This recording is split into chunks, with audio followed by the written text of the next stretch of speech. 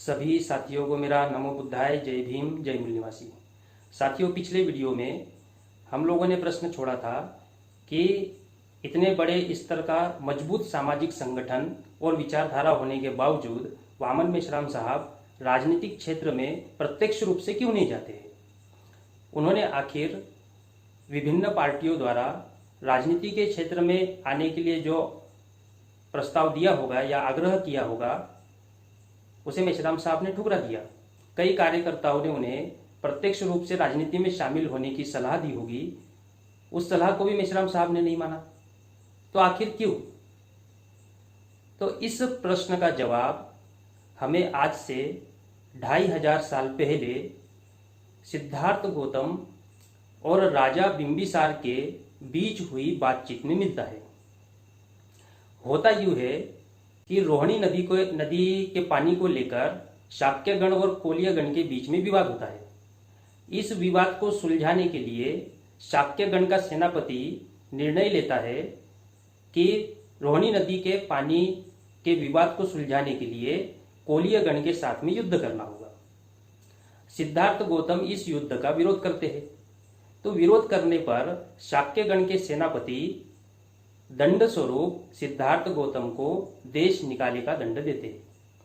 सिद्धार्थ गौतम उसे गृह त्याग में परिवर्तित करते हैं और इस गृह त्याग को ही महाअभिनिष्क्रमण कहते हैं। तो जब सिद्धार्थ गौतम गृह त्याग करते हैं तो गृह त्याग करने पर वो मगध की राजधानी राजगृह जाते हैं और राजगृह पहुंचकर वे दूसरे दिन भिक्षाटन करने के लिए नगर में जाते हैं।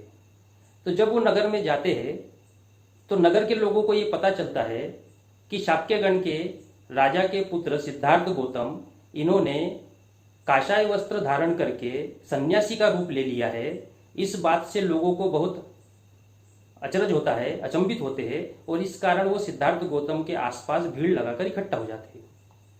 जब राजा बिंबिसार देखते हैं कि महल के सामने लोगों की भीड़ इकट्ठा हुई है तो वो राज दरबारी को बुलाते हैं और राज दरबारी से पूछते हैं कि ये महल के बाहर भीड़ किस चीज की इकट्ठा हुई है। तो राज दरबारी राजा बिंबिसार को बताते हैं कि हे महाराज, शाक्यगण के राजा के पुत्र सिद्धार्थ गौतम इन्होंने काषाय वस्त्र धारण करके सन्यासी का जीवन अपना लिया है और इसी कारण नगर के लोग भीड़ लगाकर उन्हें देख रहे हैं, इकट्ठा हुए हैं। तो राजा बिंबिसार जब ये बात सुनता है तो राजा बिंबिसार को बहुत हैरानी होती है कि एक राजा के पुत्र ने सन्यासी का जीवन जीने का निर्णय किया है। तो वे इस विचार में पड़ते हैं कि यदि एक राजा के पुत्र ने सन्यासी का जीवन जीने का निर्णय लिया है तो जरूर इसके पीछे कोई ना कोई बड़ा कारण होगा। इसलिए राजा बिंबिसार दरबारी को कहते हैं कि तुम पता करो कि सिद्धार्थ गौतम भिक्षाटन करने के बाद में किस दिशा में जा रहे हैं। तो सिद्धार्थ गौतम नगर में भिक्षाटन करते हैं। भिक्षाटन करने के बाद वे नगर के पास में लोध्र वृक्ष का एक वन होता है, लोध्र वन। तो उस वन की ओर जाते हैं और वहां पर जाकर वे भिक्षाटन में जो भी भोजन उनके भिक्षा पात्र में मिला है उसे वो ग्रहण करते हैं। तो राज दरबारी राजा बिंबिसार के पास जाता है और राजा बिंबिसार को बताता है कि हे महाराज, शाक्य राजा के पुत्र सिद्धार्थ गौतम वो लोध्र वन की दिशा में गए। तब राजा बिंबिसार लोध्र वन के लिए निकल पड़ते हैं। जब राजा बिंबिसार वहां पहुंचते हैं जहां सिद्धार्थ गौतम ठहरे हुए हैं और अपना भोजन ग्रहण कर रहे हैं, तो राजा बिंबिसार शालीनता पूर्वक सिद्धार्थ गौतम के पास जाते हैं और बड़े ही शालीनता से उनसे उनका हालचाल पूछते हैं और सिद्धार्थ गौतम भी बहुत ही शालीनता के साथ राजा बिंबिसार को अपना हालचाल बताते हैं। तब राजा बिंबिसार पास में ही एक साफ चट्टान होती है, उस साफ चट्टान पर बैठ जाते हैं। बैठने पर राजा बिंबिसार सिद्धार्थ गौतम को कहते हैं कि तुम्हारे और मेरे परिवार के बीच वंशानुगत मित्रता रही है, तो उसी वंशानुगत मित्रता के कारण हे पुत्र, मैं तुमसे कुछ कहना चाहता हूं। तो आगे राजा बिंबिसार कहते हैं कि हे राजन, जब मैं तुम्हें देखता हूं, तुम्हारे यौवन को देखता हूं, तुम्हारे सुंदरता को देखता हूँ तो तब मैं इस बात को लेकर बड़ा हैरान हो जाता हूँ कि आखिर ऐसे सौंदर्यवान और युवा व्यक्ति ने ये काषाय वस्त्र धारण करके सन्यासी का जीवन जीने का निर्णय आखिर लिया तो कैसे ले लिया। आगे राजा बिंबिसार कहते हैं कि हे राजन, तुम्हारा ये जो शरीर है यह लाल चंदन से सुगंधित होने के लिए है, ना कि काषाय वस्त्र धारण करके सन्यासी का जीवन जीने के लिए। तुम्हारे ये जो हाथ है वो साम्राज्य की रक्षा करने के लिए है, ना कि भिक्षाटन करने के लिए। इसलिए राजन, मैं तुमसे कहना चाहता हूं कि यदि अगर तुम्हें अपना पैतृक राज्य नहीं चाहिए तो तुम मेरा आधा राज्य ले लो और मेरा आधा राज्य लेकर सत्ता प्राप्त करो और उस सत्ता का उपयोग अपने सुख संपन्नता और भोग विलासिता के लिए करो। ये जो तुम्हारी उम्र है, तुम्हारा जो यौवन है, वो इसके लिए ही है। तो तुम मेरा आधा राजपाट ले लो और सुख संपन्नता के साथ में अपना जीवन व्यतीत करो। और अगर तुमको ऐसा लगता है कि मेरा आधा राजपाट लेने से तुम्हारे मान सम्मान को ठेस पहुंचेगी तो तुम मेरी सेना ले जाओ, मेरे धनुष बाण लो, मेरे साधन संसाधन लो और उन साधन संसाधनों से अपने विरोधियों के ऊपर जीत हासिल करो, साम्राज्य स्थापित करो और चक्रवर्ती राजा बनो। और चक्रवर्ती राजा बनकर इस राज सत्ता का उपभोग करो। तो इस तरह हम लोग देखते हैं कि राजा बिंबिसार सिद्धार्थ गौतम को सलाह दे रहे हैं कि सिद्धार्थ गौतम, आपने ये काषाय वस्त्र छोड़कर राज सत्ता हासिल करना चाहिए।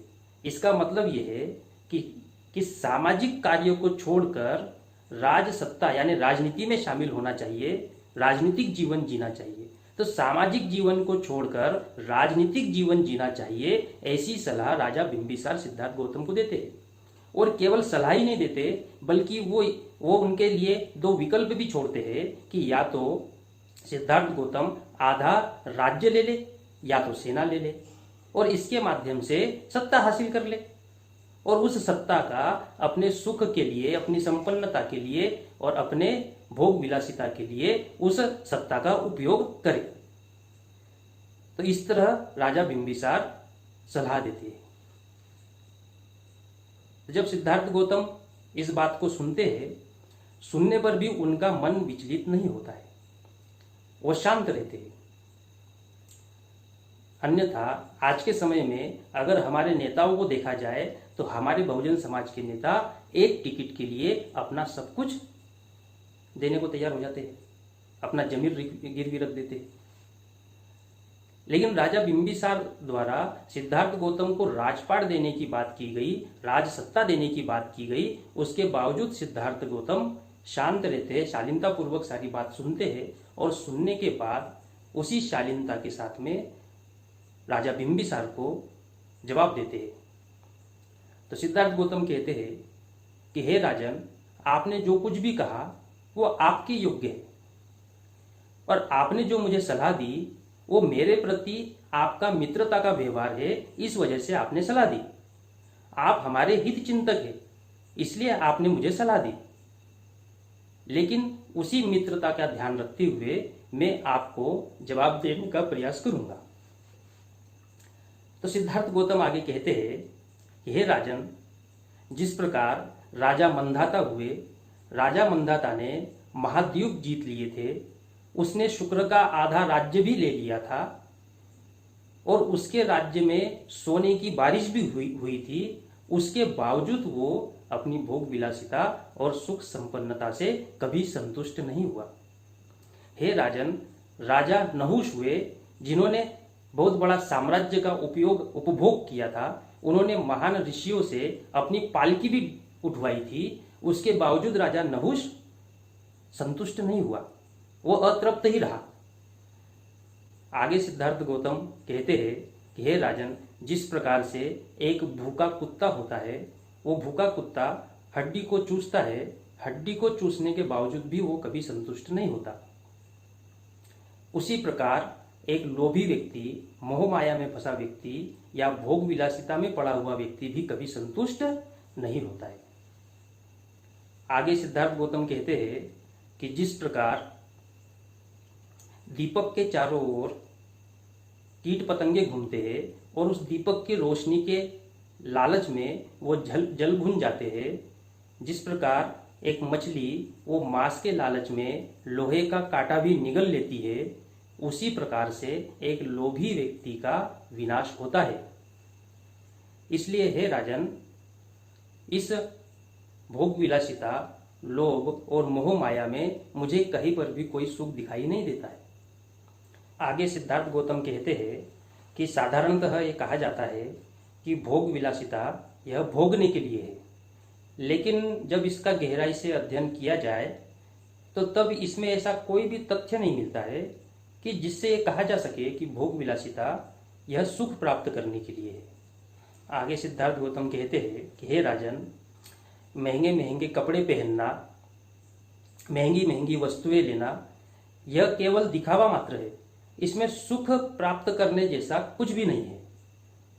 जिस प्रकार पानी प्यास बुझाने के लिए है, भोजन भूख मिटाने के लिए है, घर हवा बरसात और गर्मी से बचाने के लिए है, कपड़ा सर्दी और नग्नता को ढकने के लिए है, बेड यह नींद पूरी करने के लिए है, आसन यह खड़े खड़े रहकर जो थकावट हो जाती है उस थकावट को दूर करने के लिए है। तो ये जो साधन है ये केवल व्यक्ति के दुख उपचार के साधन है, इसमें सुख प्राप्त करने जैसा कुछ भी नहीं है। यह जो सिद्धार्थ गौतम ने जवाब दिया यह बहुत ही महत्वपूर्ण जवाब है। हमारे लोग भौतिक वस्तुओं के पीछे पड़े रहते हैं और उन भौतिक वस्तुओं को प्राप्त करना ही सुख समझते हैं। और सिद्धार्थ गौतम कह रहे हैं कि ये भौतिक वस्तुएं केवल दुख का उपचार करने के लिए है, आदमी के दुख का उपचार करने के लिए है। जैसे उदाहरण के लिए मान लीजिए कोई व्यक्ति है, वो बीमार पड़ गया, तो बीमार पड़ने पर अपनी बीमारी को दूर करने के लिए वो दवाई लेता है, टैबलेट लेता है, औषधि लेता है। उन दवाइयों को लेकर वो अपनी बीमारी को ठीक करता है और फिर स्वस्थ होकर अपना जिंदगी जीवन यापन करता है। अगर कोई व्यक्ति कहे कि दवाई लेते रहना ही स्वस्थ रहना है तो ये तो गलत होगा। अगर डॉक्टरों से ये कहा जाए कि आप मुझे दवाई लिख कर दीजिए और ये दवाई लेते रहने का मतलब ही है स्वस्थ रहना, ये तो गलत हो जाएगा। दवाई लेने का मतलब स्वस्थ रहना नहीं है। दवाई हमारे शरीर में अगर कोई बीमारी हो जाती है उस बीमारी के उपचार के लिए दवाई है। स्वस्थ शरीर अलग चीज है और दवाई लेकर बीमारी को ठीक करना अलग चीज है। तो बीमारी को दूर करने के लिए हम दवाई लेते हैं। उसी प्रकार ये जो वस्तुएं है, ये वस्तुएं हमारे दुख का उपचार करने के लिए है, लेकिन उसमें सुख जैसा कुछ नहीं है। जिस तरीके से दवाई लेना ये हमारी बीमारी को दूर करने के लिए है, लेकिन स्वस्थ रहना उसे नहीं कहा जा सकता। स्वस्थ रहना अलग चीज है। उसी प्रकार वस्तुएं लेना अलग चीज है और सुख को प्राप्त करना अलग चीज है। वस्तुएं ये केवल हमारे दुख उपचार के एक साधन है। इन्हें केवल साधनों के रूप में देखना चाहिए। चाहे कपड़ा हो, घर हो, मकान हो, वस्तुएं हो, जो भी हम खरीदते हैं वो केवल हमारे दुख उपचार के साधन है। ये बहुत बड़ी बात सिद्धार्थ गौतम ने राजा बिंबिसार को समझाई और हम लोगों के लिए भी समझने लायक है, क्योंकि हमारे व्यक्ति का जीवन इन वस्तुओं के इर्द गिर्द घूमता रहता है और उन्हीं वस्तुओं में उनका जीवन समाप्त हो जाता है। तो सिद्धार्थ गौतम राजा बिंबिसार को कहते हैं कि ये सारी जो वस्तुएं हैं, ये सारे जो साधन हैं, ये केवल हमारे दुख उपचार के साधन हैं। इसमें सुख प्राप्त करने जैसा कुछ भी नहीं है।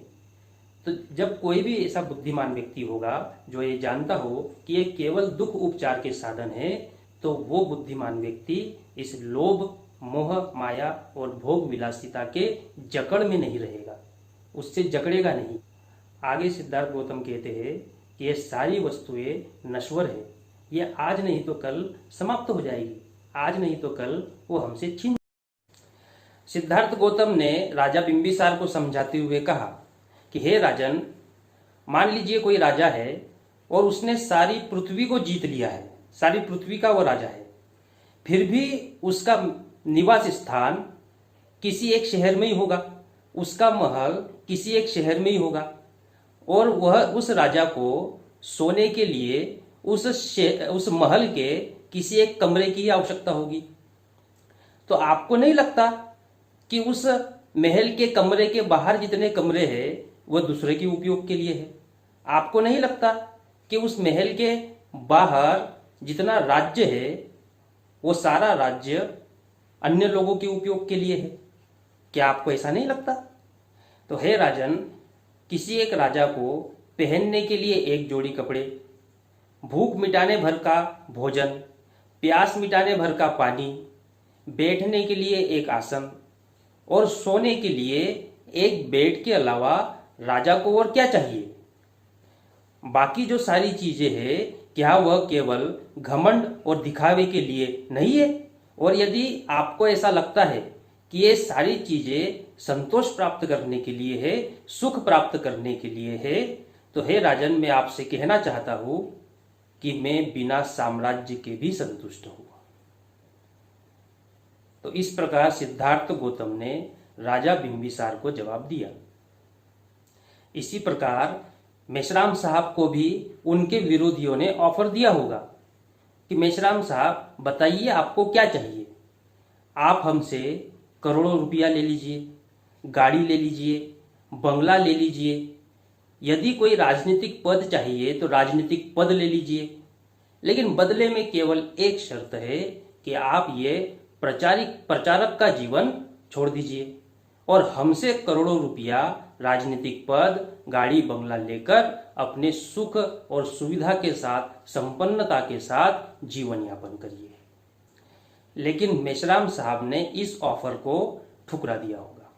तो इसी प्रकार मेश्राम साहब को चाहने वाले या मेश्राम साहब के कार्यकर्ताओं ने मेश्राम साहब को सलाह दी होगी कि मेश्राम साहब, भारत देश में आपकी फेस वैल्यू है, उस फेस वैल्यू का उपयोग राजनीतिक क्षेत्र में सफलता हासिल करने के लिए करिए। आप राजनीतिक पद ग्रहण कर लीजिए और राजनीति में प्रत्यक्ष रूप से शामिल होकर बहुजन हिताय बहुजन सुखाय का कार्य करिए। किंतु मेश्राम साहब ने उनकी इस सलाह को भी अस्वीकार कर दिया होगा। वैसे भी मेश्राम साहब विरोधियों से करोड़ों रुपया लेकर उससे क्या अपनी भोग विलासिता को पूर्ण करते, अपने कौन से शौक पूर्ण करते? और जो व्यक्ति एक ही ड्रेस 3 दिन तक पहना रहता है, वो दुश्मनों से करोड़ों रुपया लेकर उस पैसे का क्या करेगा? मैंने खुद बामसेप के राष्ट्रीय अधिवेशनों में, प्रशिक्षण शिविर में मेश्राम साहब को देखा है कि वे एक ही ड्रेस 3 दिन तक पहने रहते हैं और उसी ड्रेस पर अध्यक्षता करते हैं।